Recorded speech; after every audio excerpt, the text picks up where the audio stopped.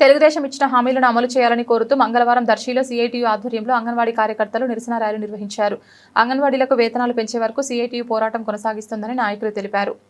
విజయవాడలో అంగన్వాడీల వేతనాల పెంపు కోసం సోమవారం ఉదయం నుంచి నిరవధిక ధర్నా కొనసాగుతుండగా మంగళవారం తెల్లవారుజామున 5 గంటలకు పోలీసులు ధర్నా శిబిరాన్ని కూల్చివేసి నిధులలో ఉన్న సుమారు 2000 మహిళలను బలవంతంగా అరెస్ట్ చేసి నిర్బంధం చేశారని ఆరోపించారు.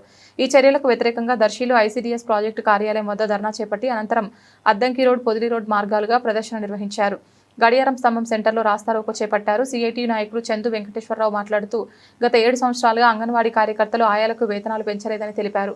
వైసీపీ ప్రభుత్వ కాలంలో 42 రోజుల పాటు చారిత్రాత్మక సమ్మె జరిగి వేతనాలు మరియు ఇతర డిమాండ్లు ఆమోదించామని పేర్కొన్నారు. ఆ సమయంలో ప్రతిపక్షంలో ఉన్న తెలుగుదేశం పార్టీ అంగన్వాడీలకు మద్దతు తెలిపి అధికారంలోకి వస్తే వేతనాలు పెంచుతామని హామీ ఇచ్చిందని గుర్తు చేశారు.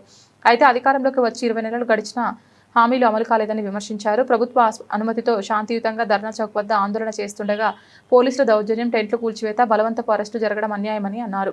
అంగన్వాడీ రాష్ట్ర అధ్యక్షురాలికి చేయి విరిగినప్పటికీ దూర ప్రాంతాలైన ఏలూరు, నరసరావుపేట, సత్తెనపల్లి, గుంటూరు, ఇబ్రహీంపట్నం పోలీస్ స్టేషన్లకు తరలించారని ఆరోపించారు. అంగన్వాడీలకు తెలంగాణ ప్రభుత్వం ఇస్తున్న విధంగా కనీసం 13,750 వేతనం ఇవ్వాలని డిమాండ్ చేశారు. గత కొన్నేళ్లలో నిత్యావసర సరుకులు, ఇంధన ధరలు, కరెంటు బిల్లులు, ఇంటి అద్దెలు, విద్యా, వైద్య ఖర్చులు పెరిగిన నేపథ్యంలో వేతనాల పెంపు అత్యవసరమని పేర్కొన్నారు. వేతనాలు పెంచే వరకు సీఐటియు ఇతర సంఘాలతో కలిసి ఉద్యమం కొనసాగిస్తామని తెలిపారు.